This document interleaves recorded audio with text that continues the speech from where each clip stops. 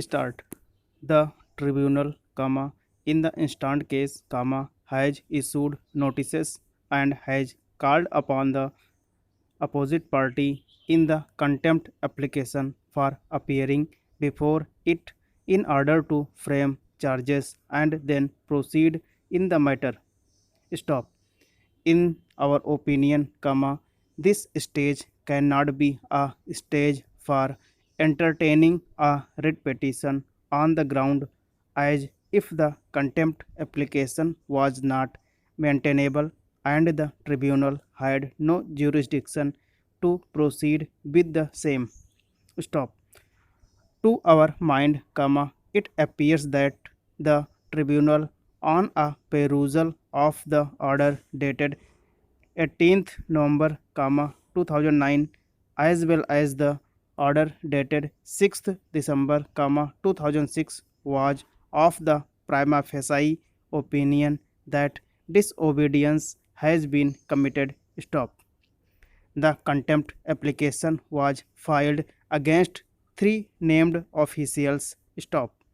Unfortunately, the said officials, who were summoned in person, have not filed the present writ petition. Stop. The present writ petition has been filed in the name of the designation of the officials and not in their own personal capacity. Stop. The writ petition, therefore, as framed on behalf of the personnel in their official capacity would not be maintainable when the notices have been issued in person to the then officials who were being complained of having disobeyed the orders. Stop. Para. The issue of finality in relation to the dispute of the vacancy and availability of the post of lab assistant was an issue which was decided in paragraph number 5 of the judgment dated 6th December, 2006 as extracted herein above. Stop. Even if, it is presumed that the operative part of the said judgment in paragraph number 8 allowed the authority to proceed if the vacancy was available, then 2, an order came to be passed by the High Court dismissing the writ petition filed by the petitioners on 27th March, 2008. Stop. The finding recorded in paragraph number 5 of the order dated 6th December, 2006 was therefore, upheld and not set aside. Stop.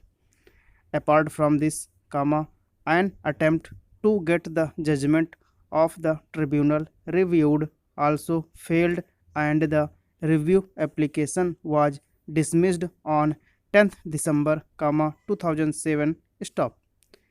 The respondent number 1 filed a contempt application number 92 of 2007 and the order passed therein and extracted herein above directed the authority to ensure compliance within 3 months. Stop.